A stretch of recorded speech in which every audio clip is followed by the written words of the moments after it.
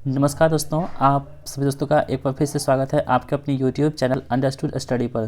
दोस्तों, आज की इस वीडियो में आपको हम बताने वाले हैं एसके झा सर के द्वारा जो अभी हाल ही में साइंस का प्रैक्टिस सेट वॉल्यूम 2 लॉन्च की गई है, उसके प्रैक्टिस सेट नंबर 9 को हम इस वीडियो में सॉल्व करने वाले हैं। दोस्तों, सभी प्रश्न बहुत ही इंपॉर्टेंट होंगे, इसलिए आप इस वीडियो को अंत तक जरूर देखिएगा। साथ दोस्तों, यदि आप इस वीडियो की पीडीएफ प्राप्त करना चाहते हैं तो आपको क्या करना होगा, डिस्क्रिप्शन बॉक्स में टेलीग्राम ग्रुप का लिंक दे रखा है, जहाँ से जुड़ करके आप इस वीडियो की पीडीएफ प्राप्त कर सकते हैं। तो दोस्तों, आप इस वीडियो में अंत तक बने रहिएगा। दोस्तों, शुरू करते हैं आज की इस वीडियो को। आज का जो पहला प्रश्न हमारा होगा बहुत ही इंपॉर्टेंट है। दोस्तों, प्रश्न कह रहा है कि एक भूस्थिर उपग्रह पृथ्वी की सतह से 5 आर ऊपर कक्षा में घूम रहा है, जहां आर पृथ्वी की त्रिज्या। दूसरे उपग्रह का परिक्रमण काल क्या होगा यदि वह पृथ्वी की सतह से 2 आर ऊपर हो। दोस्तों, देखिए यहाँ पे क्या हो रहा है कि एक उपग्रह है, यहाँ पर साइड में बना लेते हैं इस प्रश्न को। एक को भूस्थिर उपग्रह है, ठीक है, वहाँ पृथ्वी की सतह से कह रहा है। मान लीजिए दोस्तों, ये क्या है, एक पृथ्वी है, ठीक है। इसकी सतह से, ये सतह हो गया इसका, इसकी सतह से 5 आर मीटर, थोड़ा सा नीचे बना लेते हैं। ये मान लीजिए पृथ्वी है, ठीक है दोस्तों। पृथ्वी की सतह से कह रहा है, इसकी सतह से 5 आर ऊंची पर एक परिक्रमण जो है, परिक्रमण उपग्रह है, जहाँ पे उपग्रह लगा हुआ है, ठीक है। कितनी दूरी पर है ये है कितनी, 5 आर दूरी पर है। इसकी डिस्टेंस कितनी है इस दोनों के बीच में, 5 आर है, ठीक है। अब हमसे क्या कह रहा है कि आर जो पृथ्वी की त्रिज्या है, ये क्या है, आर ये पृथ्वी की त्रिज्या है, ठीक है। आर पृथ्वी की त्रिज्या, जो दूसरे उपग्रह का परिक्रमण काल क्या होगा जो पृथ्वी सतह से 2 आर ऊपर हो। यानी दूसरा जो उपग्रह होगा, ये पहला उपग्रह कौन सा था, यहाँ से यहाँ इसके बीच की दूरी कितनी है, 5 आर दे रखी है। तो दूसरा जो होगा 2 आर, वो यहाँ पे नीचे में होगा क्योंकि उसकी दूरी कितनी होगी, 2 आर दे रखी है। तो यहाँ से यहाँ की जो बीच की दूरी हो जाएगी, कितनी हो जाएगी, 2 आर दे रखी है हमारे पास, ठीक है। ऐसे कर सकते हैं। तो देखिए प्रश्न फिर से पढ़िए कि एक भूस्थिर उपग्रह जिस पृथ्वी की सतह से 5 आर ऊपर कक्षा में घूम रहा है, ये पृथ्वी की सतह है, इसके 5 आर ऊपर कक्षा में घूम रहा है, ये उपग्रह है, पहला उपग्रह। फिर कह रहा है कि आर जो पृथ्वी की त्रिज्या है, ठीक है।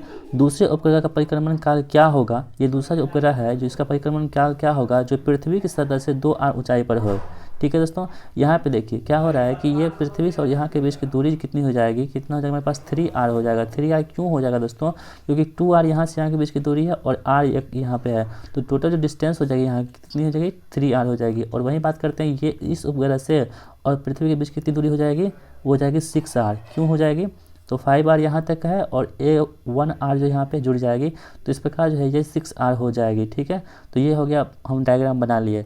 अब हम प्रश्नों को सॉल्व करते हैं। तो देखिए यहाँ पे R1 जो हो जाएगा हमारे पास, R1 की वैल्यू कितनी हो जाएगी, 5 आर प्लस आर, कितना हो गया, 6 आर।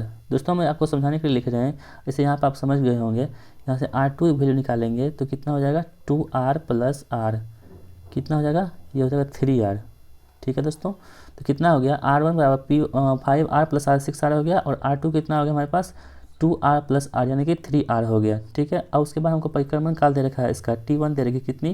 दोस्तों, आपको पता होगा कि जो एक उपग्रह होती है उसकी परिक्रमण काल होती है कितनी होती है, 24 घंटे की होती है। यानी T1 की वैल्यू हमारे पास कितना दे रखी है, 24 घंटे दे रखी है, ठीक है। तो आप सबको पता होगा दोस्तों कि जो ग्रह का गति का नियम दिया था, किसने दिया था, तो केपलर ने दिया था, ठीक है।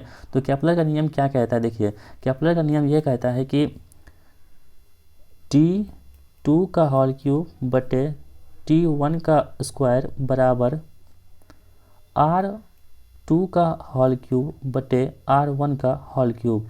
दोस्तों, ये क्या है, एक केपलर का नियम है, ठीक है।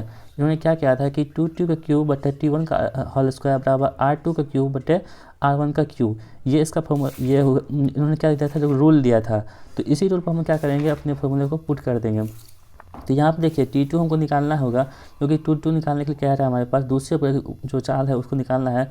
और T1 जो है यहाँ पर हम लिख लेंगे। उसके बाद देखिए हमारे पास क्या था, R2 कितना लिखा है दोस्तों, तो R2 हमारे पास कितना हो गया, 3 आर हो गया। और बट्टे में कितना हो जाएगा, R1 कितना हो जाएगा, 6 आर हो जाएगा। इसको हम जब क्यूब करेंगे यहाँ पे तो कितना हो जाएगा हमारे पास, कट के कितना हो जाएगा, 1/8 हो जाएगा दोस्तों। क्यों, क्योंकि 3 को क्यूब करेंगे तो 27 हो जाएगा और 6 का क्यूब करेंगे 216 हो जाएगा। जब इसको कट करेंगे तो 1/8 हो जाएगा, ठीक है दोस्तों।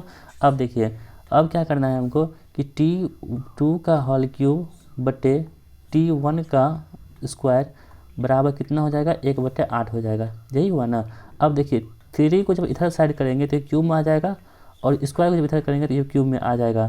तो क्या आ जाएगा हमारे पास, ऐसे लिख सकते हैं इसको दोस्तों कि T2 बराबर T1/√8 लिख सकते हैं, बिल्कुल लिख सकते हैं।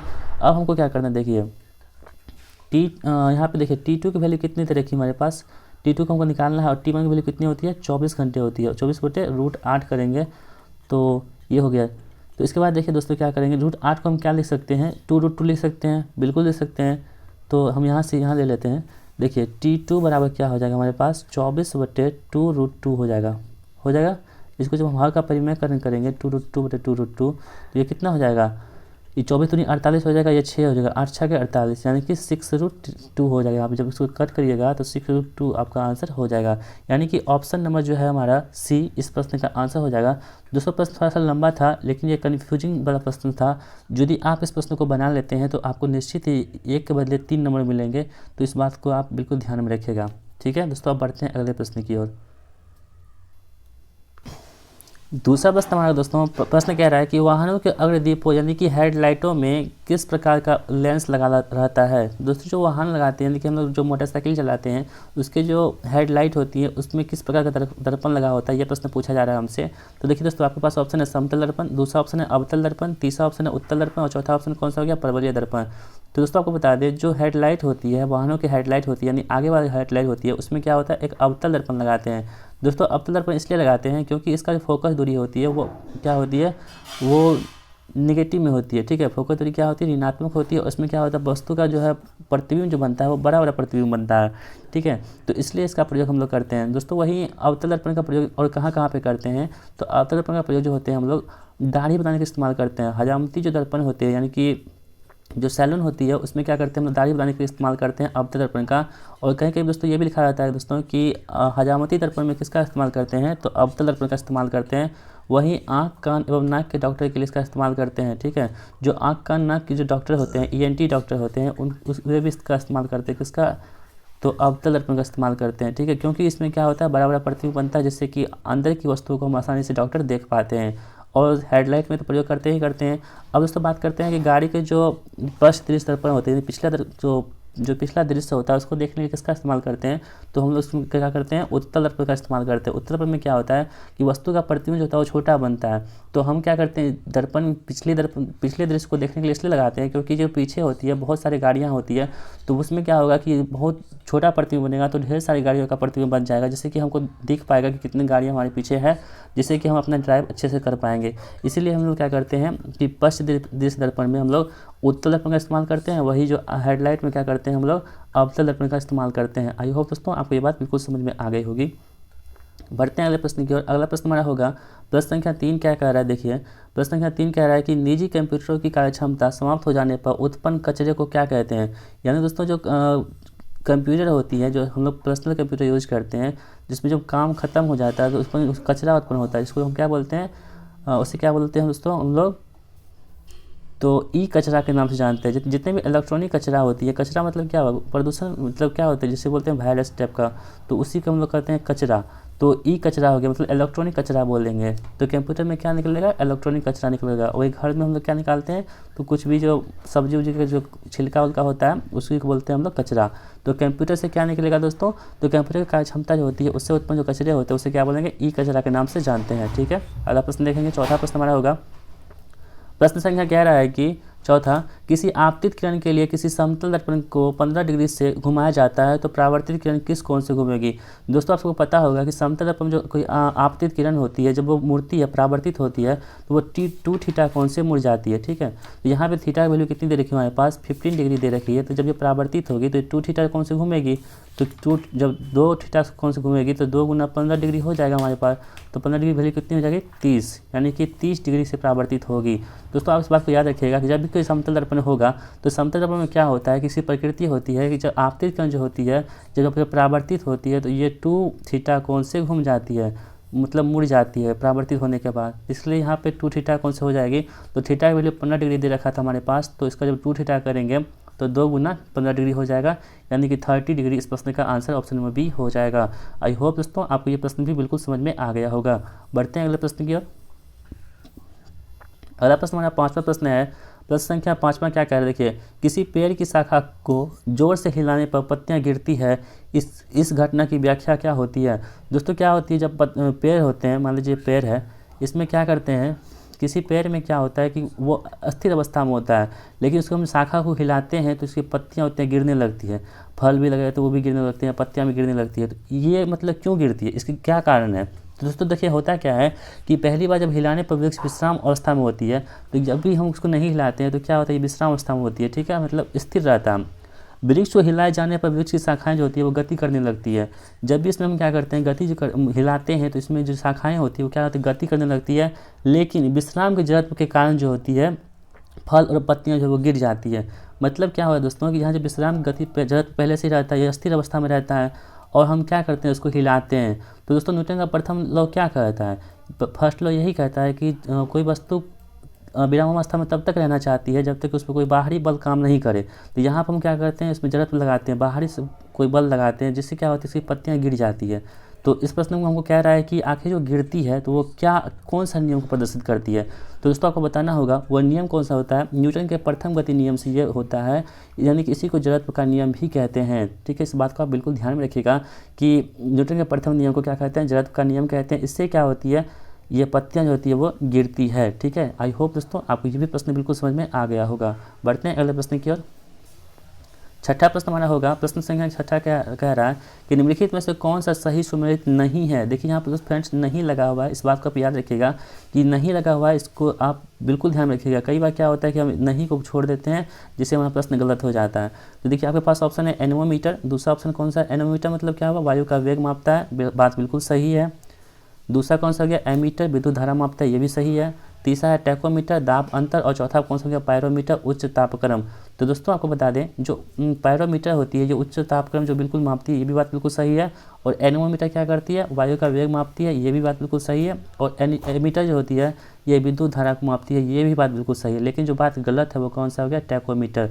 टैकोमीटर क्या करती है, यह दाब में अंतर को नहीं बताती है फ्रेंड्स। इसका काम क्या होता है टैकोमीटर का, इसका काम होता है कि जो मीटर मशीन के रूप में डिस्क या सॉफ्ट की घूर्णन गति को ये मापती है। ठीक है, तो इस प्रश्न का आंसर हमारा सी हो जाएगा, यानी कि इसमें से सम्मिलित नहीं है टैकोमीटर। ठीक है दोस्तों, बढ़ते हैं अगले प्रश्न की ओर। सातवां प्रश्न हमारा होगा कि इनमें से कौन सा रासायनिक परिवर्तन का एक उदाहरण नहीं है। यानी कि दोस्तों रासायनिक परिवर्तन कौन सा इसमें नहीं है, आपके पास ऑप्शन है, देखिए सॉरी यहाँ पे रासायनिक परिवर्तन है, ठीक है, नहीं लगा, इसमें है। ऊर्ध्वपातन हो गया, क्रिस्टलीकरण हो गया, निष्क्रियकरण हो गया और आसमन हो गया। इन चार ऑप्शन में से जो कौन सा ऐसा ऑप्शन है जिसमें रासायनिक परिवर्तन हो रहा है, हमको उसको चूज करना है। तो देखिए दोस्तों यहाँ पे क्या हो जाएगा, इस प्रश्न का आंसर निष्क्रियकरण हो जाएगा। यानी कि निष्क्रियकरण जो होती है इसमें क्या होती है, रासायनिक परिवर्तन होती है, जबकि ऊर्ध्वपातन, क्रिस्टलीकरण और आसमन ये तीनों जो होती है ये भौतिक परिवर्तन होती है। ठीक है दोस्तों, क्या होता है कि रासायनिक परिवर्तन किसे कहते हैं, रासायनिक परिवर्तन वह परिवर्तन होता है जिसमें कई नए उत्पाद बनते हैं। ठीक है, और भौतिक परिवर्तन में क्या होता है, नए उत्पाद नहीं बनता है। इस बात का याद रखिएगा कि भौतिक परिवर्तन जब भी होगा उसमें नए उत्पाद नहीं बनेंगे, लेकिन रासायनिक परिवर्तन जो होंगे उसमें नए उत्पाद बनते हैं। इसलिए यहाँ पर निष्क्रियकरण जो हो जाएगा इस प्रश्न का आंसर हो जाएगा, यानी कि जो रासायनिक परिवर्तन होता है वो निष्क्रियकरण होता है। अब दोस्तों आपको बताते हैं कि निष्क्रियकरण होता क्या है। दोस्तों निष्क्रियकरण वो होता है जैसे कि अम्ल और क्षार का जब लवण कराते हैं, जो मतलब अभिक्रिया करवाते हैं, तो क्या निकलता है हमारे पास, उदासीनीकरण अभिक्रिया होती है। ठीक है, उसी उदासीनीकरण अभिक्रिया को हम निष्क्रियकरण अभिक्रिया भी कहते हैं। ठीक है, तो हम क्या करते हैं, लवण, अम्ल और क्षार को जब अभिक्रिया करवाते हैं तो क्या प्राप्त होता है हमें, निष्क्रियकरण अभिक्रिया, यानी कि उदासीनीकरण अभिक्रिया उसे ही कहते हैं। इस बात का आप याद रखिएगा।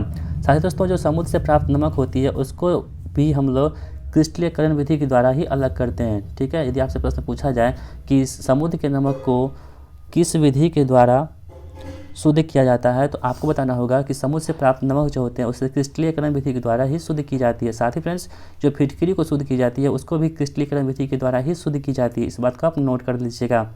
अगला प्रश्न हमारा होगा, आठवां प्रश्न देखेंगे आज इस वीडियो का। दोस्तों यदि आपको हमारी वीडियो पसंद आती है तो आप हमारे चैनल को अभी सब्सक्राइब कर लीजिएगा, क्योंकि इसी तरह के वीडियो हम आपके चैनल पर अपलोड करते रहते हैं। और बगल में जो बेल आइकन है उसको प्रेस कर लीजिएगा, जिससे कि जो भी और वीडियो अपलोड करूँ मैं उसका नोटिफिकेशन सबसे पहले आप तक पहुँचे, आप उसे देख करके लाभ उठा सकें। तो दोस्तों देखिए आठवां प्रश्न हमारा क्या कह रहा है, जिप्सम क्या है। ठीक है दोस्तों, जिप्सम क्या है, ऑप्शन यहाँ पे पास यांत्रिक रूप से निर्मित एक अवसादी सेल है, दूसरा है अग्रणीय सेल है, तीसरा है रासायनिक रूप से अवक्षेपित अवसादी सेल है और चौथा है क्रांतिक सेल है। तो दोस्तों आपको बता दें जो जिप्सम होती है ये क्या होती है, रासायनिक रूप से अवक्षेपित अवसादी सेल होती है, ठीक है, यानी कि ऑप्शन नंबर सी इस प्रश्न का आंसर हो जाएगा।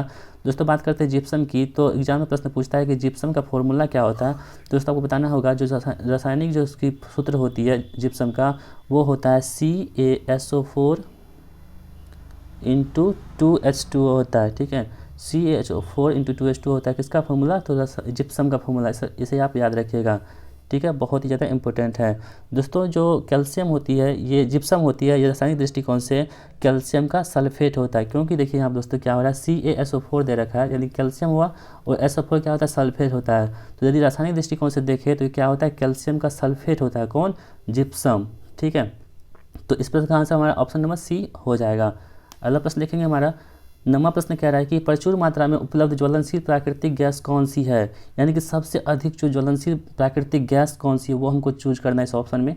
पहला ऑप्शन हमारे पास प्रोपेन है, दूसरा ऑप्शन कौन सा मीथेन है, तीसरा ऑप्शन कौन सा हमारे पास इथेन और चौथा कौन सा ब्यूटेन है। तो दोस्तों जो सबसे अधिक जो ज्वलनशील प्राकृतिक गैस होती है वो कौन सी होती है, मीथेन होती है, ठीक है। इस बात को आप नोट कीजिएगा कि सबसे अधिक मात्रा में जो ज्वलनशील प्राकृतिक गैस होती है, प्राकृतिक गैस की बात करें दोस्तों, वो कौन सी होती है, मीथेन होती है, ठीक है।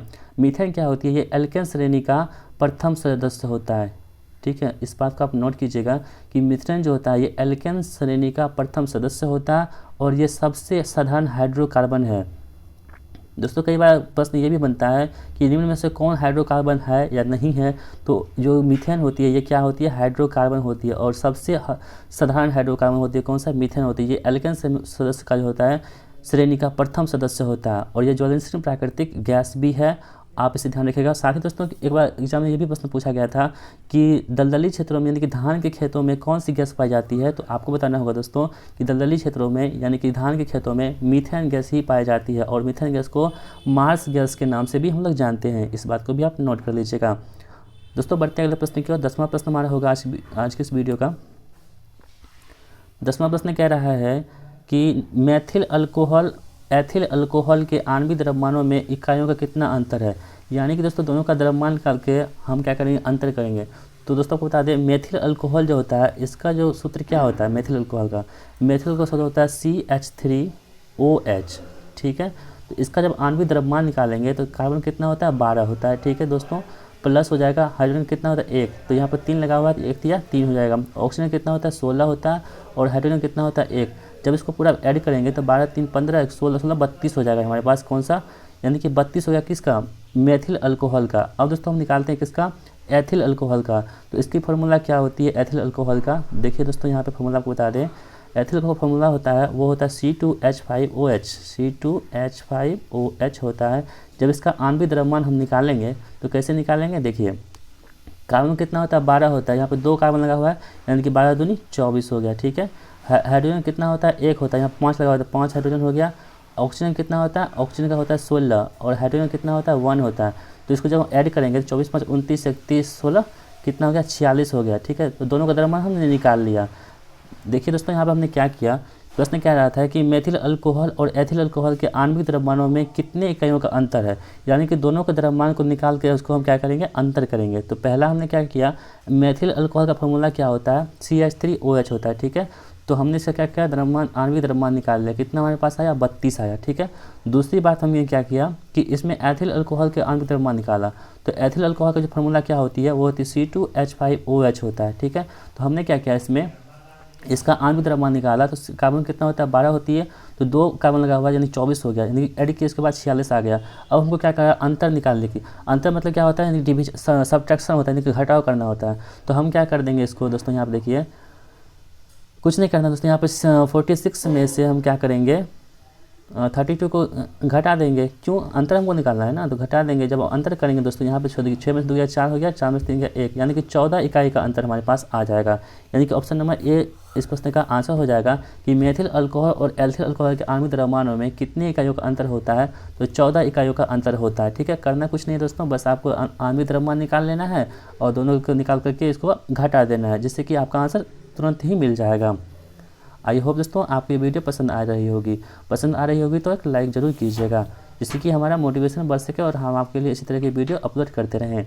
दोस्तों अगर 11वां प्रश्न हमारा होगा, देखिए HCFC का विस्तार क्या है, देखिए दोस्तों, आपको देखने में बहुत भारी लग रहा होगा, लेकिन ये बहुत आसान है। क्या है, क्यों आसान है? क्योंकि देखिए HCl जो होता है ये क्या होता है, हाइड्रोफ्लोरोकार्बन होता है। ठीक है, आप सबों को पता होगा कि हाइड्रोफ्लोरोकार्बन जो होती है क्या होती है। ये रेफ्रिजरेटर से निकलता है। ठीक है, इससे क्या होती है, ओजोन जो क्षति होती है हाइड्रो क्लोरोफ्लोरोकार्बन सी यानी कि CFC से ही होती है। ठीक है, तो HCFCS लिखा हुआ है, इसका मतलब ये लिखा हुआ है क्लोरोफ्लोरोकार्बन लिखा हुआ है। इस बात का बिल्कुल ध्यान में रखिएगा, क्योंकि दोस्तों ये क्या करता है, ओजोन परत जो गैस होती है उसके क्षय को प्रारंभ कर देता है, उसको क्षय करना प्रारंभ कर देता है। कौन? ये क्लोरोफ्लोरोकार्बन। अगला प्रश्न देखिए दोस्तों, 12वां प्रश्न हमारा है, जब एक एसिड, ठीक है, धातु ऑक्साइड के साथ अभिक्रिया करता है तो उत्पाद के रूप में क्या डैश और डैश प्राप्त करता है। यानी कहने का मतलब ये हुआ कि कोई भी एसिड है यानी कि अम्ल है, जब वो धातु ऑक्साइड के साथ अभिक्रिया करेगा तो क्या प्राप्त होगा। कहने का मतलब यही हुआ। ठीक है, देखिए हम आपको बता दें दोस्तों, एक एग्जाम्पल के थ्रू समझाने की कोशिश करते हैं। एसिड मान लेते ले लेते हैं कौन सा, सोडियम ऑक्साइड ले लेते हैं। सोडियम ऑक्साइड का फॉर्मूला क्या होता है, Na2O ले लेते हैं। सोडियम ऑक्साइड ले लिए। ठीक है, इसमें क्या करेंगे, धातु ऑक्साइड के साथ अभिक्रिया कराते हैं। ठीक है, तो इसमें क्या करते हैं हम लोग, HCl से अभिक्रिया करा देते हैं। यह अम्ल होता है। जब इसको हम अभिक्रिया कराएंगे HCl से, हमारे पास क्या प्राप्त होगा, NaCl प्राप्त होगा, यानी कि लवण प्राप्त हो गया प्लस जल प्राप्त हो जाएगा।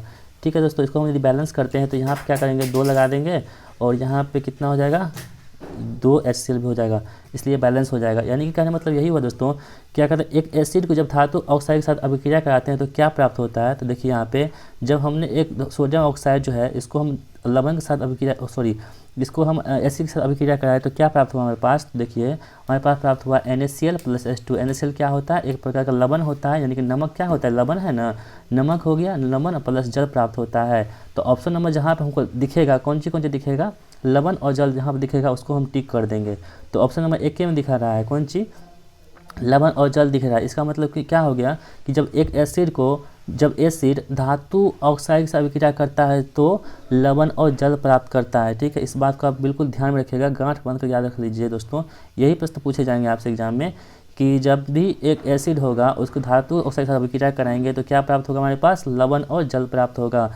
ये दोस्तों कई बार एग्जाम में प्रश्न पूछे जा चुके हैं, जो आपके आने वाले ग्रुप एग्जाम के लिए बहुत इंपॉर्टेंट है, इसलिए आप इस वीडियो को अंत तक जरूर देखते रहिएगा।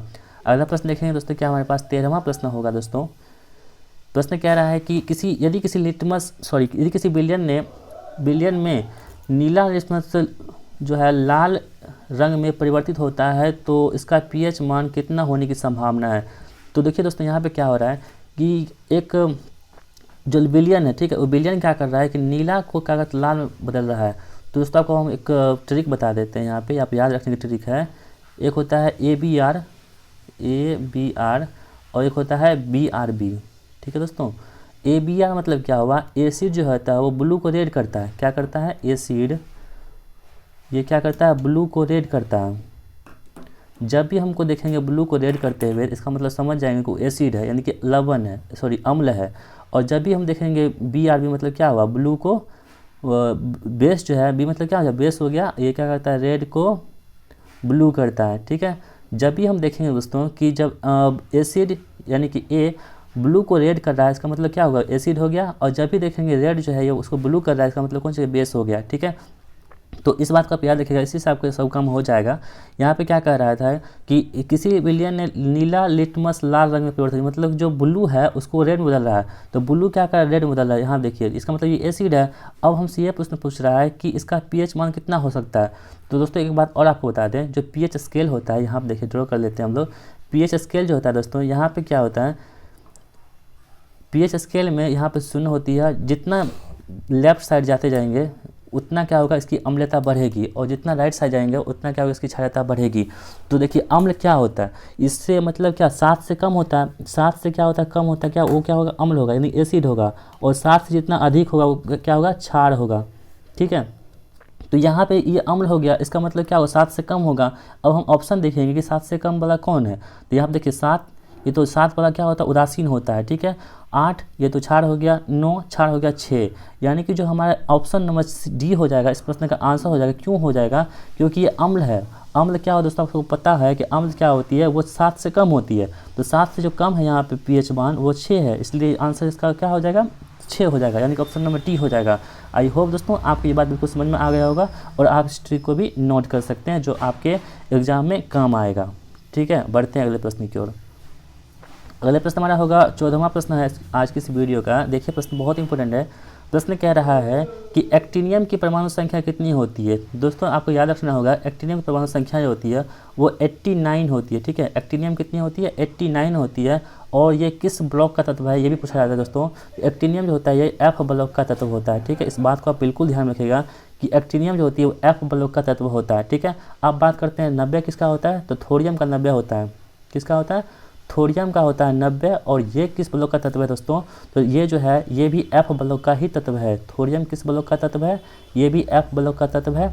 ठीक है, इसको याद रखिएगा। और 91 जो प्रश्न है 91 क्या होता है, वो किसका होता है, 91 वो होता है प्रोक्टिनियम। और प्रोक्टिनियम कहाँ का होता है दोस्तों, ये भी एफ ब्लॉक का ही तत्व है। अब बात करते हैं कि 88, तो जो परमाणु संख्या 88 किसका होता है, रेडियम का होता है। ठीक है, और रेडियम किस ब्लॉक का तत्व है दोस्तों, तो रेडियम जो होता है वो एस ब्लॉक का तत्व होता है। इस बात को आप गौर कीजिएगा क्योंकि कई बार एग्जाम में रेडियम ही पूछा गया है। तो यहाँ पे एक्टिनियम परमाणु संख्या पूछी गई थी, तो आपको बताना होगा जो 89 होती है एक्टिनियम की परमाणु संख्या। दोस्तों आप कम से कम 30 तक भी परमाणु संख्या याद रखते हैं तो आपका काम हो जाएगा। अगला प्रश्न देखेंगे, 15वां प्रश्न होगा। प्रश्न कह रहा है कि डैश तत्वों में सबसे बड़ा परमाणु है।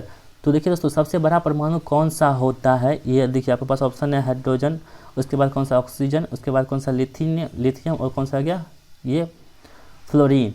तो दोस्तों इन 4 ऑप्शन में जो ऑप्शन नंबर सी हमारा हो जाएगा, ये इस प्रश्न का आंसर हो जाएगा कि सबसे बड़ा परमाणु कौन सा होता है, लिथियम होता है। दोस्तों होता क्या है कि आवर्त सारणी में जब भी हम क्या करते हैं, आवर्त सारणी को बनाते हैं तो उसमें क्या करते हैं, ये क्या होता है ऐसे बनाते हैं, ऊपर से नीचे क्या होता है दोस्तों, ये ऊपर से नीचे क्या होता है, आवर्त होती है। और आवर्त कितने होते हैं, आवर्त होते हैं 7। ठीक है, और ये जो होती है क्षैतिज रेखा में जो ऐसे सोया हुआ रहता है उसको क्या बोलते हैं हम लोग, वर्ग बोलते हैं। और वर्ग की संख्या कितनी है, 18 होती है आवर्त में। यहीं पर दोस्तों ये प्रश्न बन गया कि आवर्त कितने होते हैं, 7 होते हैं, और वर्ग में कितने होते हैं, 18 होते हैं। ये बात तो पहली हो गया। दूसरी बात कह रहा है कि जब भी हम क्या करेंगे दोस्तों, आवर्त में जब भी होगा हम क्या करेंगे, आवर्त में क्या होती है, देखिए दोस्तों यहाँ पर होता है क्या है कि आवर्त में क्या होता है, जब भी हम ये लेफ्ट से राइट को जाते हैं तो इसकी परमाणु त्रिज्या, ठीक है, परमाणु त्रिज्या और परमाणु का आकार जो होता है वो घटते जाता है। ठीक है, कब, जब हम आवर्त में जब हम क्या करेंगे, लेफ्ट से राइट को जाएंगे तो उसमें क्या होगा, हमारे पास जो है परमाणु का आकार और जो त्रिज्या होती है वो क्या होती है, घटती जाती है। ठीक है, और जब हम वर्ग में जब क्या करेंगे दोस्तों, वर्ग में जब हम क्या करेंगे, ऊपर से नीचे की ओर आएंगे। ठीक है, वर्ग ऊपर से नीचे की ओर आते हैं तो उसकी परमाणु त्रिज्या और आकार जो होती है वो बढ़ती जाती है। तो यहाँ पर देखिए तत्वों का सबसे बड़ा परमाणु कौन सा होगी, तो आप सबको पता होगा हाइड्रोजन, हीलियम, लिथियम होता है ना। तो यहाँ पर देखिए ऊपर से नीचे आ रहे हैं तो सबसे बड़ा कौन सा हो जाएगा, लिथियम हो जाएगा। इस प्रकार आंसर सी हो जाएगा, क्योंकि ये फ्रांसियम जो होती है, ये फ्लोरीन और जो ऑक्सीजन होता है ये यहाँ पर होता है, यानी कि इधर जाने पर घटते जाता है। तो घटते जाने पर उसको नहीं लेंगे, हमसे पूछा जाएगा कि सबसे बड़ा परमाणु कौन सा हो जाएगा, तो लिथियम जो है सबसे बड़ा परमाणु हो जाएगा। ठीक है, इस प्रश्न को आप याद रखिएगा। अगला प्रश्न देखें दोस्तों हमारा क्या है, 16वां प्रश्न हमारा होगा कि नीचे दी गई आकृति में क्या अनुमान नहीं लगाया जा सकता है। ठीक है, तो देखिए दोस्तों आपके पास ऑप्शन है कि पदार्थ के चारों ओर की अवस्थाओं की आणविक व्यवस्था देखी जा सकती है, बिल्कुल सही बात है। दूसरा है प्लाज्मा एक तरल है जो शरीर की सभी कोशिकाओं में मौजूद होती है। तीसरा ऑप्शन है हमारे पास, यह आकृति पदार्थ की चौथी अवस्था अर्थात प्लाज्मा को प्रदर्शित करती है। चौथा कौन सा हो गया, या आकृति पदार्थ की विभिन्न अवस्थाओं के बारे में जानकारी प्राप्त करती है। दोस्तों इन 4 ऑप्शन में जो ऑप्शन नंबर हमारा बी हो जाएगा, यानी कि प्लाज्मा एक तरह पदार्थ है जो शरीर की सभी कोशिकाओं में मौजूद है, ये बात गलत हो जाएगा। इस प्रकार ऑप्शन नंबर बी इस प्रश्न का आंसर बिल्कुल सही जवाब हो जाएगा। अगला प्रश्न देखेंगे हमारा 17वां प्रश्न हमारा होगा। प्रश्न कह रहा है कि सामान्य पदार्थों के भौतिक अवस्था में शामिल नहीं है कौन सा पदार्थ।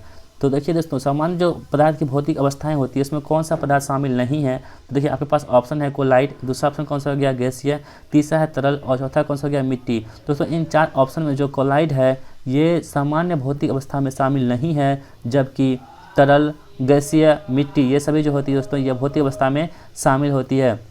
दोस्तों ये जो कोलाइड होती है क्या होती है, एक रासायनिक मिश्रण होता है।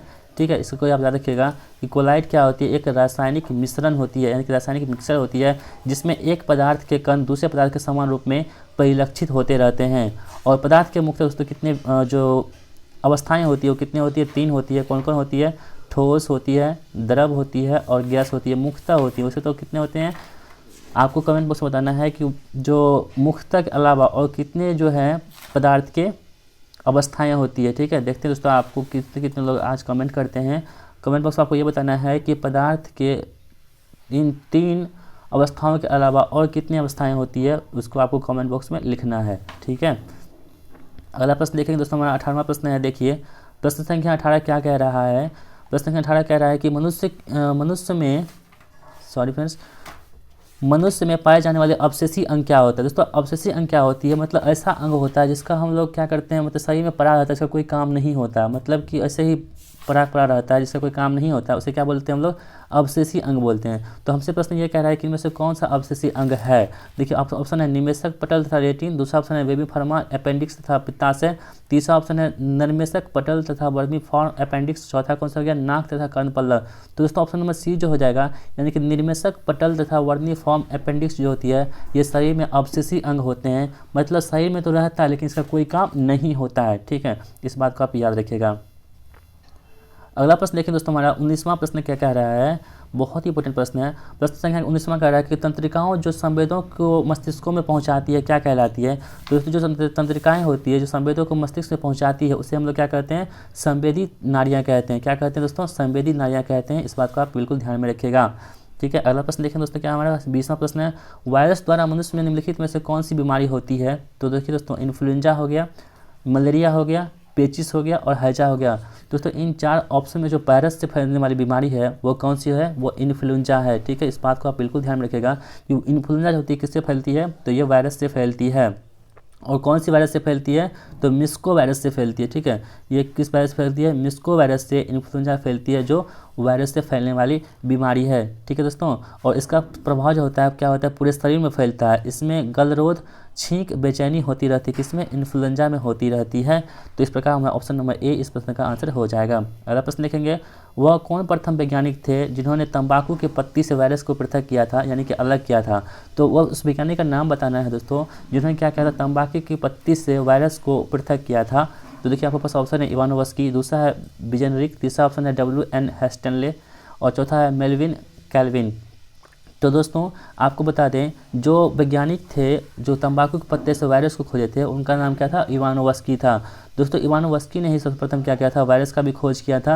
यदि आपसे प्रश्न पूछा जाए कि वायरस की खोज किसने की थी, तो आपको बताना होगा कि इवानोवस्की के द्वारा ही वायरस की खोज की गई थी। कब की गई थी, 1932 ईस्वी में इवानोवस्की के द्वारा वायरस की खोज की गई थी। इस बात को आप बिल्कुल ध्यान में रखिएगा। साथ ही दोस्तों जो विषाणु की खोज है, इसमें क्या होता है, जो तंबाकू में जो वायरस मिलती है उससे क्या बोलते हैं, उससे क्या होता है, उसमें मोजेक रोग होता है। ठीक है, तो एग्जाम में प्रश्न बनता है कि तंबाकू में कौन सा रोग पाया जाता है, तो आपको बताना होगा दोस्तों कि तंबाकू में जो होता है वो मोजेक रोग पाया जाता है। ठीक है, इससे क्या होती है कि पत्तियां जो होती है वो सिकुड़ जाती है। किससे, तो जो मोजेक रोग होता है तंबाकू में, इससे क्या होता है कि जो पत्तियां होती है तंबाकू की वो सिकुड़ जाती है। किसके कारण से, तो मोजेक रोग के कारण से। तो इस प्रश्न का आंसर हमारा ऑप्शन नंबर ए हो जाएगा कि वह वैज्ञानिक कौन था, इवानोवस्की था, जिन्होंने 1932 में क्या किया था, वायरस की खोज की थी।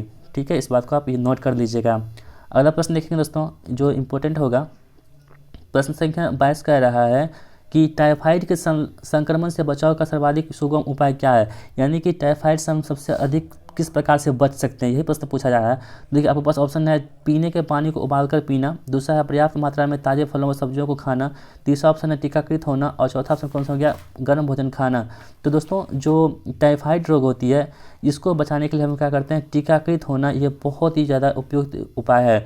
दोस्तों आप सबको पता होगा अभी हाल ही में जो कोरोना का सेकेंड वेव आया था, उसमें बहुत सारे लोगों की जान गई थी और उसी को मतलब मद्देनजर रखते हुए कोरोना का टीका बनाया गया था, जिसे वैक्सीन के नाम से हम लोग जानते हैं। ठीक है, तो वो क्या किया था, इस सबसे उपयुक्त क्या था, वैक्सीन ही था, यानी कि टीकाकृत होना ही था। तो दोस्तों अभी तक आपने भी यदि वैक्सीन नहीं लगवाया है तो आप ज़रूर वैक्सीन लगवा लीजिएगा, जिससे कि जो थर्ड वेव आ रही है कोरोना की, उससे आप बच सके।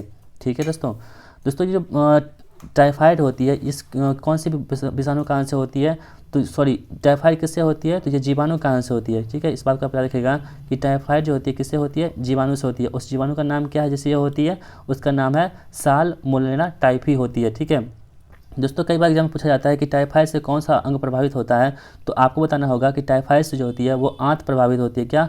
आंत प्रभावित होती है टाइफाइड से, और ये जीवाणु से फैलने वाला रोग है। और इससे कौन सा जीवाणु लगता है? सैल्मोनेला टाइफी जीवाणु कारण से ये फैलता है। और दोस्तों टाइफाइड में लक्षण क्या होता है? कई बार एग्जाम में भी प्रश्न बनता है कि टाइफाइड का लक्षण क्या होता है। तो इसमें क्या होती है? तेज़ बुखार आती है और सिर दर्द बहुत करते रहता है। ठीक है, तो टाइफाइड का यदि आपको ये तेज़ बुखार डेली आए और सिर दर्द बहुत करे तो आपको चेक कराना होगा कि क्या पता आपको टाइफाइड भी हो सकता है। ठीक है, इससे बचने के लिए आपको क्या करना होगा? टीकाकृत होना होगा, यानी कि वैक्सीन लगवाना ही होगा। ठीक है, जिससे आप सुरक्षित रह सकते हैं। अगला प्रश्न देखेंगे दोस्तों हमारा 23वां प्रश्न हमारा होगा आज की इस वीडियो का। प्रश्न संख्या 23वां क्या कह रहा है? देखिए, 5 वर्ष की आयु में किसी बच्चे को सामान्यतः क्या होते हैं? कितने दांत होते हैं? आपका ऑप्शन है 16 दांत, दूसरा ऑप्शन है 20 दांत, तीसरा ऑप्शन है 24 दांत और चौथा ऑप्शन कौन सा हो गया? 28 दांत। दोस्तों 5 वर्ष की जो आयु के बच्चे होते हैं उसमें सामान्यतः 20 दांत पाए जाते हैं। ठीक है, और 20 दांत ऐसे दांत होते हैं जो बार बार जो होते हैं ये मतलब टूट टूट के फिर से आ जाते हैं, ये दोबारा जन्म लेते हैं। ठीक है दोस्तों, और मनुष्य के मुख में टोटल बात करें कितनी दांत होती है? तो 32 दांतें होती है मनुष्य के मुख में टोटल दांत होती है। और मनुष्य के जबड़े में कितनी दांतें होती हैं? तो 16 दांतें होती है। एक जबड़े में 16 होती है और दूसरी जबड़े में कितनी होती है? 16 होती है, यानी कि टोटल करेंगे कितना हो जाएगा? 32 दांतें होगी। यानी कि ये वयस्क में होती है, यानी कि बहुत सारे जो वयस्क आदमी हो जाते हैं उसमें 32 दांतें पाई जाती है। और बच्चों में कितनी दांतें पाई जाती है? सामान्यतः 20 दांतें पाई जाती हैं जो दोबारा उत्पन्न होती है, जिसे दूध की दांत के नाम से भी हम लोग जानते हैं। ठीक है, अगला प्रश्न देखेंगे दोस्तों हमारा 24वां प्रश्न क्या कह रहा है? देखिए 24वां प्रश्न कह रहा है कि पित्त कहाँ बनता है? ठीक है, पित्त कहाँ पे बनता है ये प्रश्न कह रहा है। तो छोटी आंत में बनता है, यकृत में बनता है, क्लोम में बनता है या फेफड़ों में बनता है? तो दोस्तों पित्त जो होती है ये यकृत में बनता है। ठीक है, ये प्रश्न बहुत इंपॉर्टेंट है, कई बार एग्जाम प्रश्न पूछे जा चुके हैं और इस बार भी पूछे जाने की पूरी संभावना देखी जा रही है। तो दोस्तों पित्त जो होती है कहाँ बनती है? यकृत में बनती है। और दोस्तों जो ये क्या कहती है? पित्त कहाँ बनती है? यकृत में बनती है। और जमा कहाँ होती है? तो पित्ताशय में होती है। ठीक है, इस बात को आप याद रखिएगा। पित्त तो बनता है यकृत में, लेकिन जमा कहाँ होता है? पित्ताशय में जमा होता है। ठीक है, ये बहुत ही इंपॉर्टेंट है। और दोस्तों पित्ताशय की बात करें तो पित्ताशय किस आकार की होती है? तो पित्ताशय जो होती है वो नाशपाती के आकार की होती है। किस आकार की? पित्ताशय होती है नाशपाती के आकार की होती है। इस बात को याद रखिएगा, क्योंकि पित्ताशय की पित्त जो होती है पक्वाशय में पित्त नलिका के माध्यम से ही आता है, इसलिए जो है ये नाशपाती के आकार की होती है। ठीक है दोस्तों, अब हम चलते हैं अगले प्रश्न की, यानी कि आज की इस वीडियो का लास्ट प्रश्न की ओर। 25वां प्रश्न हमारा होगा, एड्रेनलिन एक हार्मोन है जो प्रभावित करती है। क्या प्रभावित करती है? दोस्तों आपके पास ऑप्शन है वृद्धि तथा उपापचय दर, दूसरा है शर्करा उपापचय, तीसरा रक्तदाब और चौथा कौन सा हो गया? मूत्र की मात्रा। दोस्तों जो एड्रेनलिन हार्मोन होता है ये जो होती है ये रक्तदाब को प्रभावित करती है। ठीक है, इससे क्या होता है? रक्तदाब प्रभावित होती है। और दोस्तों इस प्रकार हमारा आज की इस वीडियो को यहीं अंत करते हैं। आशा करता हूँ आपको ये वीडियो पसंद आई होगी। दोस्तों यदि आपको हमारी वीडियो पसंद आती है तो आप हमारे चैनल को अभी सब्सक्राइब कर लीजिएगा और इसी तरह की वीडियो पाने के लिए आप चैनल के बेल आइकन को प्रेस कर लीजिएगा, जिससे कि हमारा जितनी भी वीडियो आए उसका नोटिफिकेशन आप तक पहुंच सके और आप उसे देखकर लाभ उठा सके। दोस्तों कई बार क्या होता है कि बहुत सारे लोग वीडियो देखते हैं लेकिन सब्सक्राइब नहीं करते हैं, तो प्लीज़ दोस्तों एक बार आप सब्सक्राइब कर लीजिएगा, क्योंकि वीडियो बनाने में बहुत मेहनत लगती है। आप सबों के प्यार से ही हम आगे बढ़ पाएंगे, इसलिए आप सबों का सपोर्ट बहुत ही इंपॉर्टेंट है हमारे लिए। और वीडियो देखने के बाद एक लाइक ज़रूर कीजिएगा और साथ ही दोस्तों अपने फ्रेंड के साथ ज़रूर शेयर कीजिएगा और उसे बताइएगा कि यहाँ पर सॉल्यूशन हो रहा है बहुत ही अच्छे तरीके से। तो यदि आपको हमारी वीडियो पसंद आई हो तो आप ज़रूर से शेयर कीजिएगा और अपने दोस्तों में। साथ ही दोस्तों आप चैनल पर नए हैं तो सब्सक्राइब जरूर कर लीजिएगा और एक लाइक ज़रूर कीजिएगा। दोस्तों देखते रहिए आप हमारे चैनल अंडरस्टूड स्टडी को। मिलते हैं नेक्स्ट वीडियो में, तब तक के लिए दीजिए हमें इजाज़त और देखते रहिए यूट्यूब। धन्यवाद।